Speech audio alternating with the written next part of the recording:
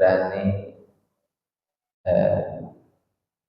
berbicara sama-sama kita, tiada lain tujuannya untuk mensiarkan agama kita, tujuannya untuk sama-sama kita mencari ridho Allah Subhanahu wa taala. Insyaallah saya di sini akan membacakan kitab Safinah.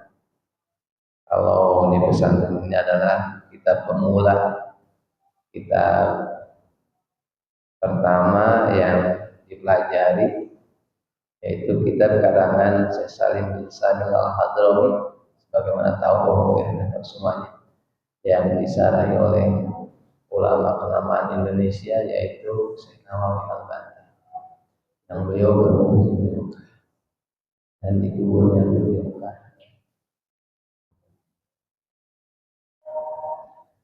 A'udzubillahi minasyaitonir rajim. Bismillahirrahmanirrahim. Alhamdulillahirabbil alamin.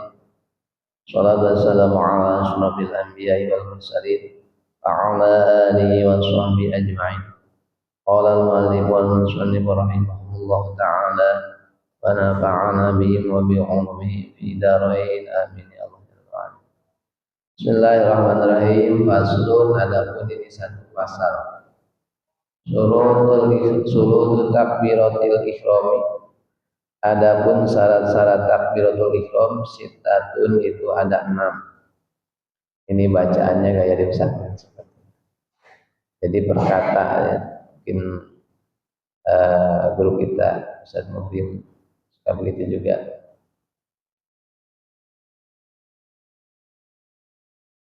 Sitata asyara 16.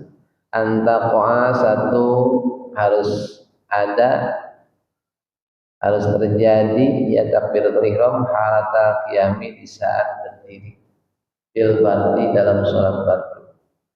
Wa antakuna, dan harus ada ya takbiratul ihram bil arabiyati, dengan bahasa Arab. Wa antakuna, dan harus ada ya takbiratul ihram bil lafzil jalalati, dengan lafaz Allah. Wa bil lafzil akbari, dan dengan lafaz Allah, dan dengan lafaz akbar. Wa tartibu, dan harus tertib bainal lafzaini, di antara dua lafaz. Wa alla yamuda, dan jangan memanjangkan hamzatul jalalati kepada hamzahnya lafaz Allah. Wa adami madhi bai akbari, dan jangan memanjangkan bahnya lafaz akbar, dan selanjutnya. Nah, ini Bapak sekalian yang Allah muliakan, kita akan membahas pasal tentang syarat-syarat takbiratul ihram. Jadi takbiratul ihram itu adalah takbir yang wajib dalam sholat, yaitu satu, takbiratul ihram. Nah, takbiratul ihram termasuk rukun sholat. Jadi kalau takbir-takbir yang lain disebutnya takbir intikal, itu disebutnya sunnah hayat, dan termasuk takbir di saat kita Idul Adha, Idul Fitri, sebagai tambahan. Kalau Idul Fitri dan Idul Adha itu di rakaat pertama, ya, yang pertama 7, yang kedua 5. Nah, itu takbirnya sebetulnya sunat hayat. Artinya sunat hayat ini adalah bila mana kita tidak mengerjakan, tidak apa-apa, dan jangan sujud sahwi, karena itu dikategorikannya sunat hayat. Jadi kalau sunat hayat itu, kalau ulama menisbatkan sholat itu bagaikan satu tubuh manusia. Jadi sunat hayat itu bagaikan penghias saja, seperti rambut, ya, ya kumis kalau bapak jenggot, kalau yang tebal jenggotnya, yang tebal yang bagus. Kalau saya ini ya dipaksa aja deh. Jadi kalau yang ada ya kayak jenggot orang Indonesia ya kebanyakan agak kurang utuh. Itu ya enggak ini ya yang pokoknya seperti itulah hal yang aksesoris saya gitu. Disebutnya sunnah hayat. Artinya apabila tidak pun ya akan sempurna, ya seperti perempuan ya, istilahnya nggak punya rambut botak, ya sempurna hidupnya, cuman kurang cantik gitu. Itu sebenarnya sunat hayat. Ada sunat apad. Kalau sunat apad itu adalah apabila mana ditinggal maka disunahkan kita melaksanakan sujud sahwi, seperti kalau dalam madzhab Imam Syafi'i itu adalah kunut, kemudian tahiyat awal itu sunatnya sunat amad. Dan apabila mana tidak melaksanakan sunnah itu jangan dipaksa untuk melaksanakan fardu, seperti orang lupa sholat, misalkan lupa tahiyat awal, imam sudah berdiri, si makmum ini maksa suruh imam duduk lagi tahiyat awal, subhanallah kan, sampai ke ngotot si imam subhanallah. Padahal menyuruh subhanallah itu adalah itu memberikan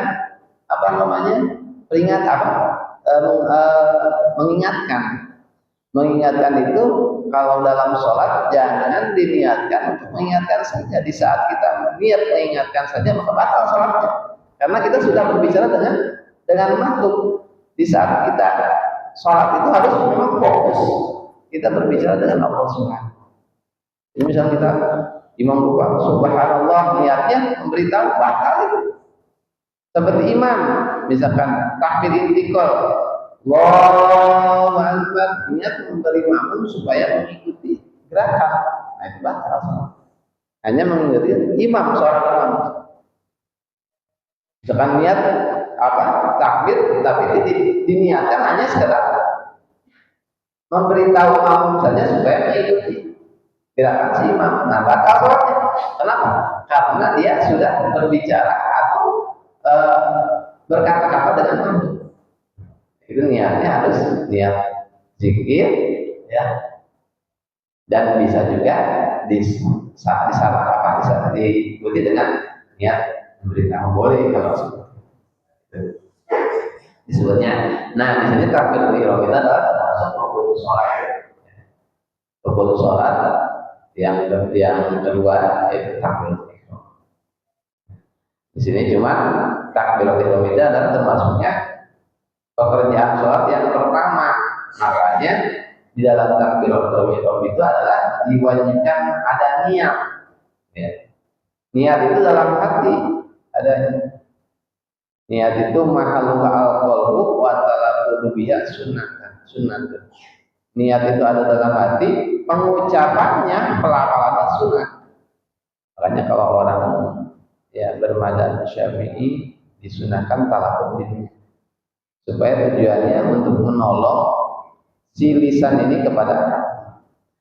Tetapi bagaimana seperti misalkan pada masalah sholli fardhu subhi, itu sebenarnya itu bukan niat, itu adalah pemahaman besar niat. Jangan salah ya, kita bersurat nih sholli fardhu subhi ramadan mustaqbil kiblati adaan mahmuman lillahi, itu bukan niat, itu hanya pemanasan niat. Niat itu seperti Allah. Nah di sini baru di dalam ucapan Allahu Akbar, dari mulai aknya lafaz Allah sampai rohnya lafaz akbar. Allahu Akbar. Maka ulama membolehkan sampai 7 ya, sampai 7 alif, saking itunya boleh. Itu di lafaz Allahu Akbar diisikan niat. Sejak aku niat sholat subuh wa rakaat hadap kita. Tapi kan kalau hati nggak dibaca seperti itu. Bahkan diharuskan kalau bisa niat itu terbayang dari mulai kita takbir, gerakan sholat sunnah dan fardunya, golongan yang hayat, yang amadnya, semua gerakan sholat terbayang. Kalau luar terbayang itu sampai salam Allahu Akbar terbayang. Kalau hati kan harus dibaca seperti kita ke Panindo, di Panindo ada apa, dijawab langsung sekali itu terbayang banget. Sekali ngomong banknya pun semua terbaca sampai apa namanya ya kelompok segalanya, pasar ikan, pokoknya paling dolar terbaik. Seperti itu lihat, jadi jangan lain, lihat kayak gitu. Ya, sampai kita mengagungkan Allah dengan baca Allah, Allah Maha Besar.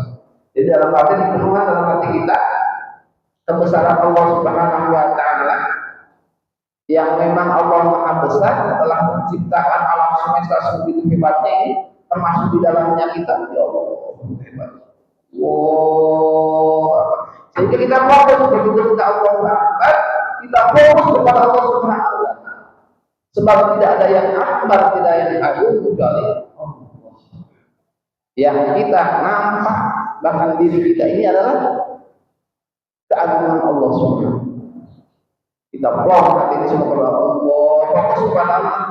Kalau ingat ke apa namanya, ingat jalan-jalan siapa. Jadi nggak diingatkan hal yang kecil itu, yang remeh-temeh lah, apalagi niat ngopi itu nggak ada, karena ya itu hal-hal yang remeh-temeh itu kan. Yang besar kita ke Allah Subhanahu.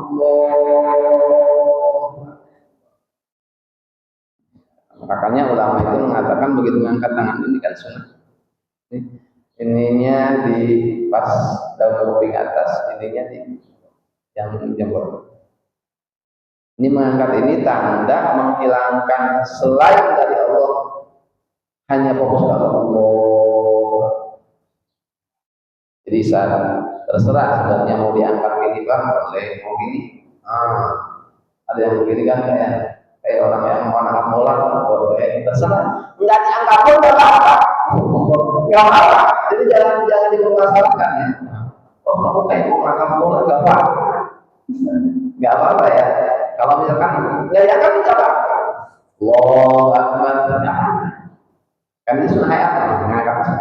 Jadi jangan dipermasalahkan, sampaikan orang apa namanya beda angkat tangan sampai nggak saling tanya. Itu apa? Sebenarnya nggak masalah ya, mau angkat tangan mau nggak pun nggak apa-apa. Itu sebenarnya sunnah ya.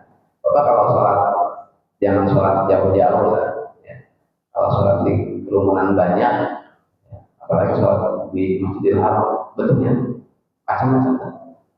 Ada yang angkat tangan, ada yang enggak, ada yang ya gitu. Jadi nggak apa-apa.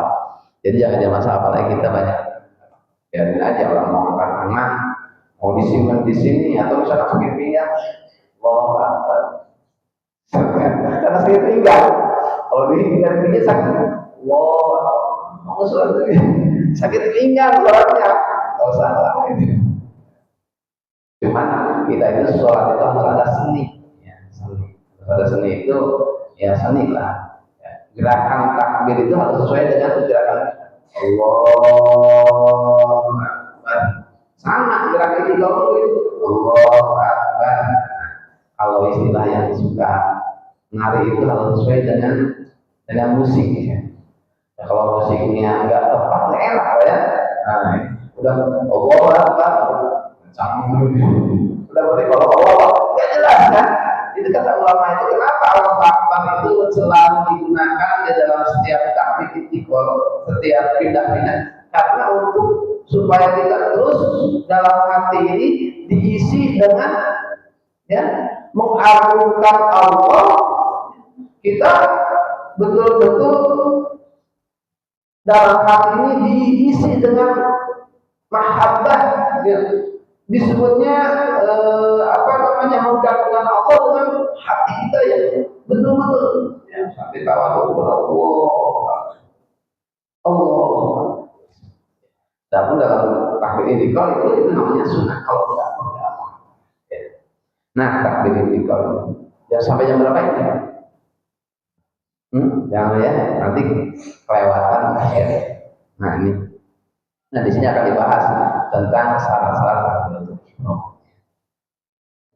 Sini faslun, adapun ini pasal. Kalau dalam kitab itu seperti itu ada bab, ada pasal. Ya. Hanya dikatakan kalau dalam istilah bab itu kalau kita namanya pintu ya, bahasa kita pintu. Ya. Furjatun bisa tirinnya tawassalu min dakhil akhirin. Ada suatu lubang di dalam satu penghalang ya, yang dalam bisa masuk keluar, yang luar yang luar bisa masuk ke dalam, yang luar bisa keluar, yang dari dalam disebutnya pintu ya kalau bahasa Arab. Tapi kalau menurut istilah dalam kitab ini adalah disebutnya ismun li jumlatin maksusatin dalatin ala ma'anin maksusatin mustamilatin ala usulin wa furu'in wa masailin boliban. Jadi suatu nama pada jumlah ya, jumlah pembahasan yang tertentu mencakup kepada sesuatu, dalamnya ada pasal, ada furu, ada masalah seperti itu.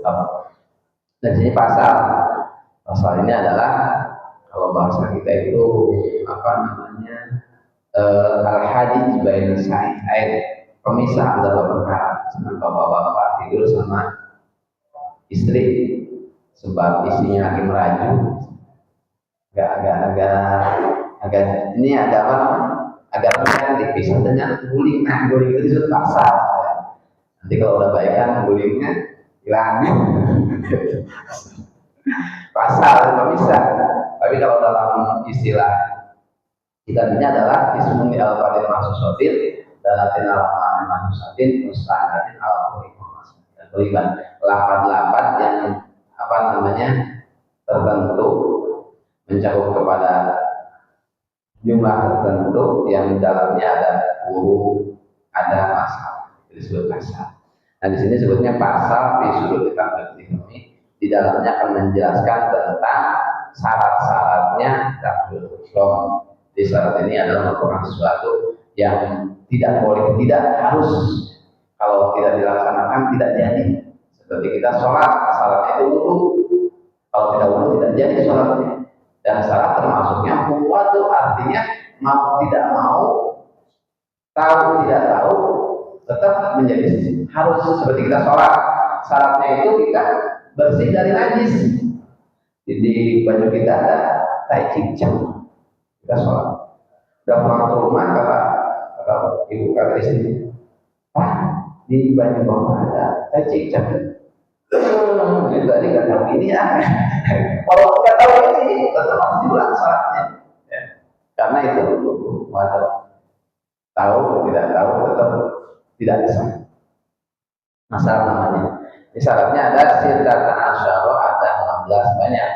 Antaqwa alatal qiyami bil fardi. Satu harus terjadi takbiratul ihram itu di saat berdiri ya, bagi orang yang mampu berdiri di dalam sholat fardu. Kalau kita sholat fardu harus berdiri tegak. Sudah berdiri tegak. Di saat kita berdiri itu seperti kita kalau membaca Fatihah itu siap. Allah. Itu takbirnya harus berdiri dulu kan. Jangan sampai kita mengejar imam sholat berjamaah di jalan, Allah Akbar, nggak boleh. Jadi harus tegak dulu kita baru Allah. Ya, enggak. Nah, seperti itu. Dan kalau misalkan ada juga kita suka melihat orang di saat mengejar imam lagi rukun, kita datang. Bagaimana caranya?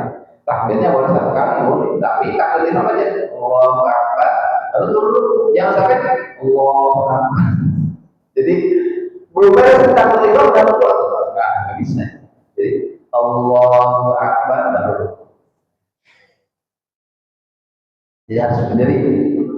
Dalam sholat fardu kecuali dalam sholat sunnah boleh, sholat sunnah boleh dulu. Watakuna bil arabiyati, dan harus dengan bahasa Arab bagi orang yang mampu.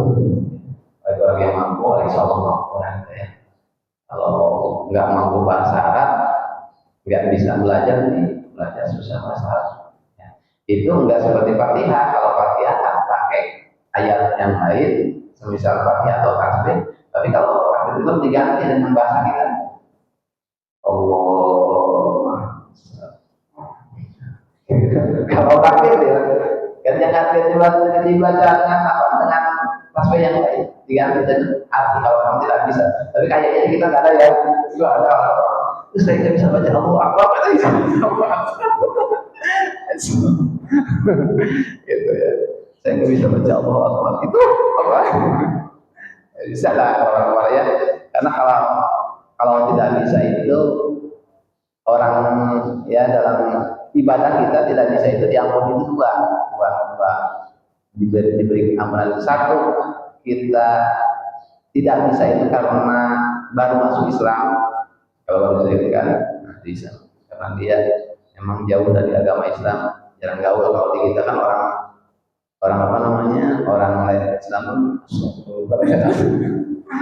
kalau itu karena kita jauh nggak bisa lah. Mungkin satu, orang yang baru masuk Islam, yang kedua sama itu yang hidupnya itu jauh dari orang nanti, dari orang bisa, jadi tidak gaul dengan kita. Hidupnya di hutan belantara susah. Kalau sekarang ya di hutan pun ada sinyal, ada ya, ini sekarang susah. Makanya orang sekarang itu ibadah tidak pakai ilmu, tanpa ilmu salah kayaknya nggak ada ampunan. Karena kita kalau bertanya ya di sini sama grup kita semurim ada yang nanya seperti itu. Jadi nggak diampuni kayak sekarang. Oh, saya tidak bisa baca Fatihah. Sini kayaknya nggak diampuni lah kayak sekarang. Karena kecuali kalau memang belajar nggak bisa ya, itu lain lagi. Kalau sudah belajar nggak bisa. Wa antakuna bila fil jalali wa bil akbari. Jadi harus dengan lafaz Allah dan lafaz akbar. Tidak bisa dengan lang yain. Ya baca Allahu Akbar. Hanya itu ya. Wa tartibu, dan harus tertib. Dibacanya Allahu Akbar, jangan akbar. Allah Akbar.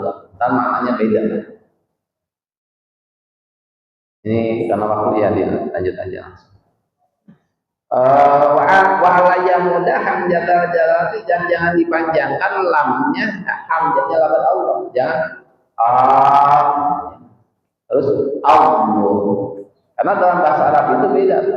Kalau kita baca Allah sama A-nya, kalau maknanya A itu berarti istifham, jadi pertanyaan. Kalau Allahu Akbar, Allah. Kalau A berarti pertanyaan, apakah? Jadi bahasa itu. Jadi Allah Akbar, apakah Allah itu besar? Itu kalau tahu maknanya bukan saja tidak sah sholat, jadi kufur orangnya. Ya makanya. Tapi kita ada yang tapi nggak tahu maknanya, nggak kufur, cuman ya salah baca. Ya kalau nggak belajar dia tetap begitu, nggak sah sholat. Jadi jangan Allah. Dia harus Allah. Yang dipanjangkan. Kalau dipanjangkan maknanya jadi pertanyaan. Ya bahasa Arab itu. Jadi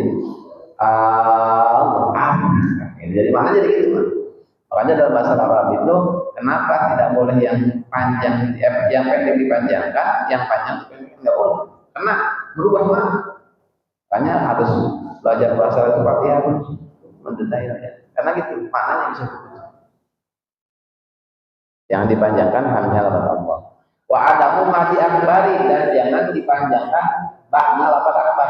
Yang Allahu Akbar.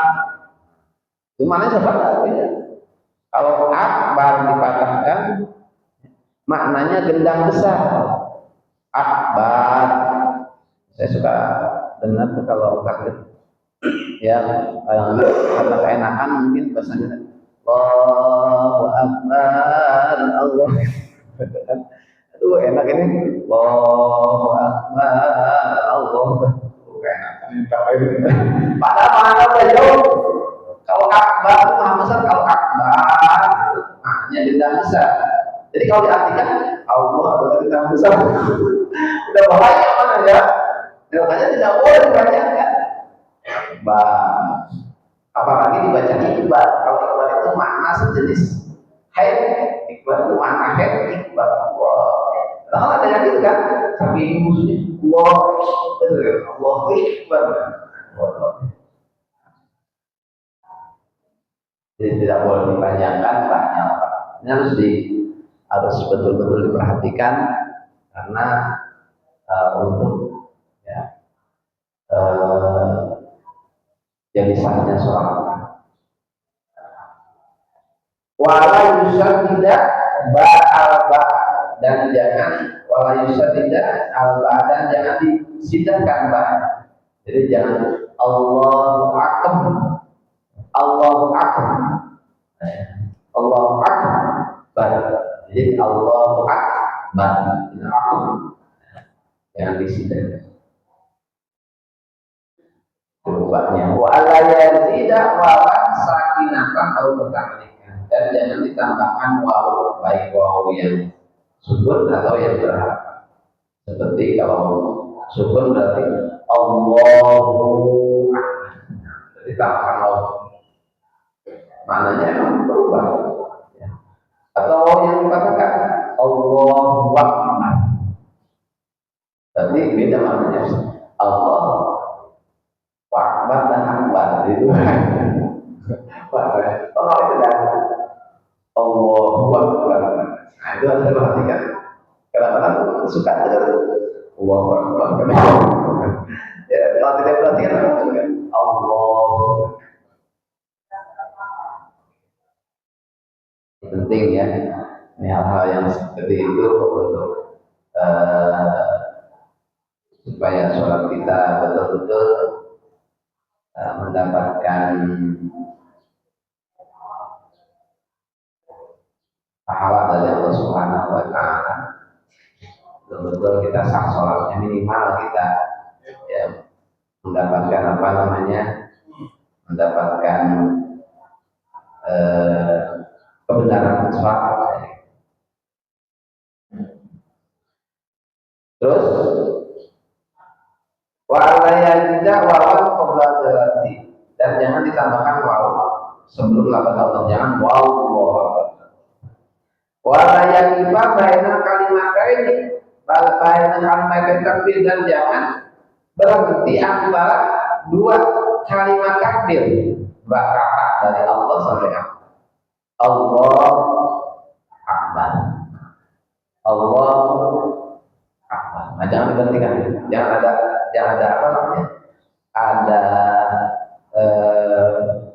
bisa cuman kadang-kadang kita problem itu kalau baca Quran kalau kita tidak paham bahasa Arab suka apa namanya suka kayak campur seperti baca iya karena dua iya karena stain kayaknya wawunya itu karena kepada na'budu iya karena kudu ini akan aku dua iya karena stain kayak wawu itu kepada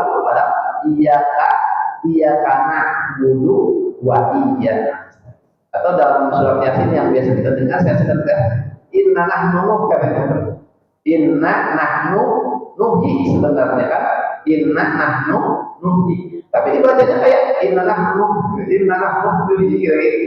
mana ini satu kata-katanya itu nggak jelas ini perlu karena untuk apa namanya kebenaran makna kalau inna nahnu nuhi kan jelas sesungguhnya aku yang aku menghidupkan inna nahnu nuhi kan benar kan coba kalau inna nahnu nuhi nggak jelas apa seperti itu seperti yang aku katakan ya kan enak yang aku buat ya jadi walaupun itu seperti di bawah api di bawah itu kalau diperhatikan ya kayak seperti itu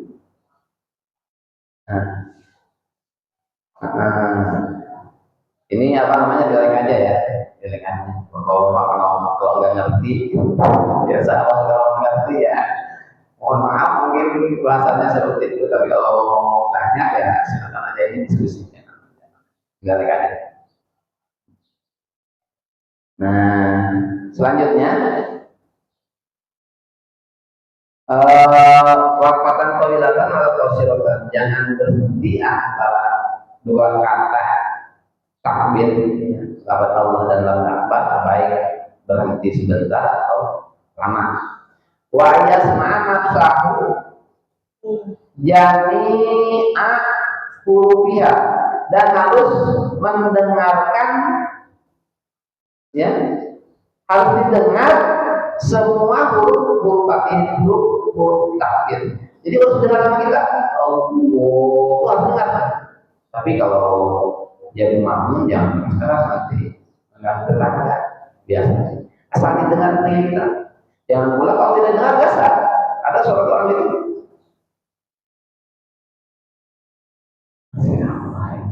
Rukun kaulinya berarti kan namanya rukun kauli itu harus diucapkan seperti Fatihah. Fatihah harus dibaca dari Bismillah dari bahnya itu sampai nunnya lapan harus terucap. Kalau enggak sah. Karena harus diucapkan, harus terdengar oleh kita. Dengan ada orang sholat saya tengok orang itu bibirnya kok enggak apa namanya enggak gerak tapi dia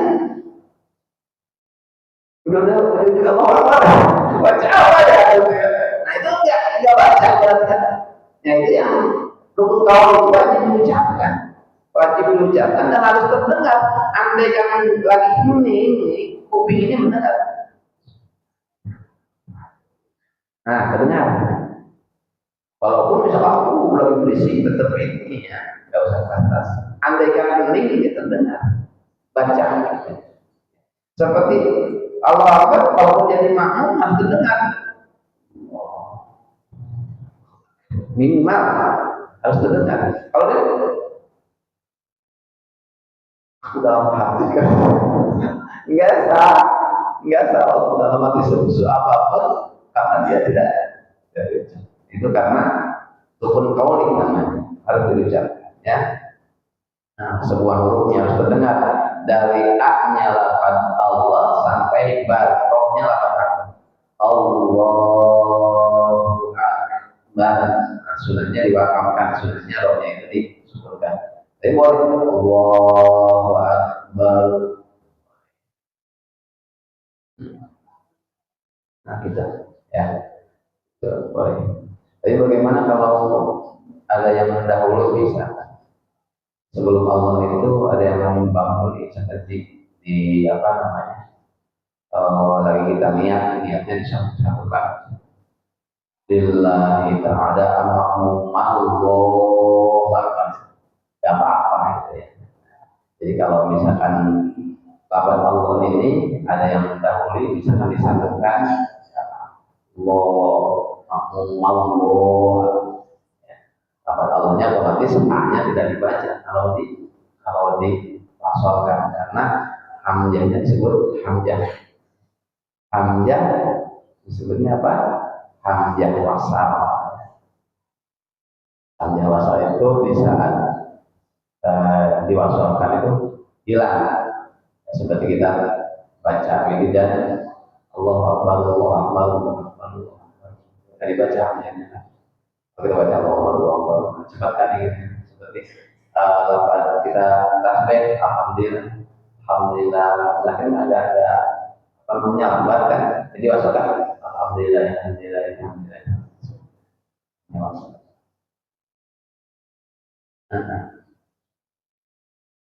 jadi harus terdengar oleh kuping kita semua waktu waktu dan harus masuk waktu fil mu'aqqati di saat sholat yang punya waktu ya. Kalau sebelum waktu otomatis tidak sah. Sebelum waktu takbir otomatis tidak sah. Harus masuk waktu. Wa fi qawha halakat istiqbali dan kita laksananya harus sudah menghadap kiblat. Sudah posisi siap menghadap kiblat. Kemudian wala ya'mila bihafil min hurufiha dan jangan sampai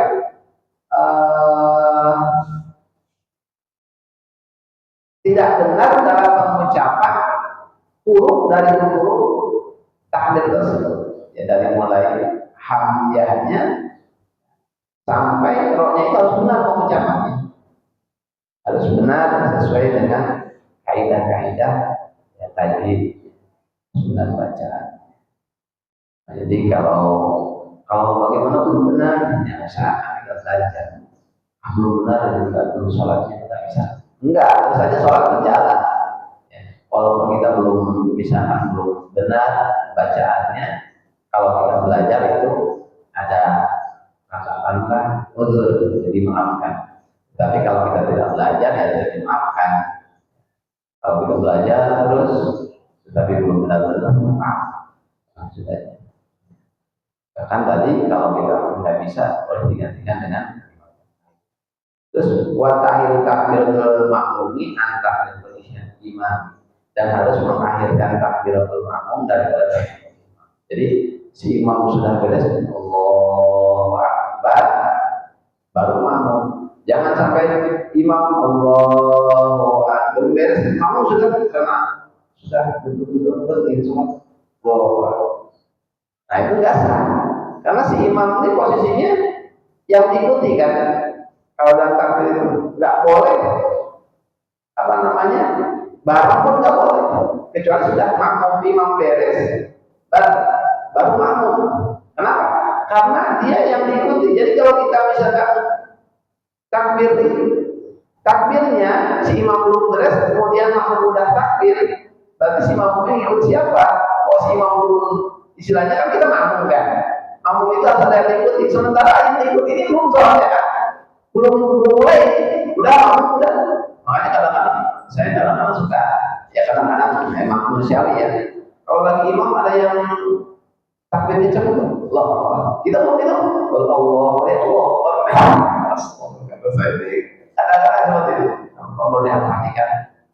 Jadi dalam berjamaah takbir itu si imam sudah sempurna baru mau Allah. Jadi jangan, nggak boleh dalam sholat ini ada yang boleh bersama-sama, ada yang boleh bersama-sama itu hanya satu saja, yang sunnah bersama-sama dengan imam terjadi, yaitu amin. Di saat amin itu apabila mana makmum aminnya bareng dengan imam, maka itu mendapatkan sama dengan aminnya malaikat. Di mana barengnya imam dan imam itu dengan malaikat, yaitu sudah Allah. Kemudian ada jeda. Allah jeda sebentar. Kalau dalam hadis ada bacaan rombeng fikih baru disebutnya sakta. Kalau dalam surat ada sakta. Sakta itu jeda dari satu ke satu seperti itu. Allah Akbar jeda dulu sebentar baru baca baik. Jeda dulu seperti itu terus-terusan. Jadi nggak langsung dari jeda sebetulnya sakta.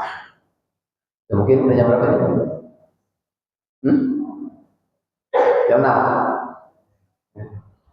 Mungkin itu yang bisa disampaikan. Nah, kurang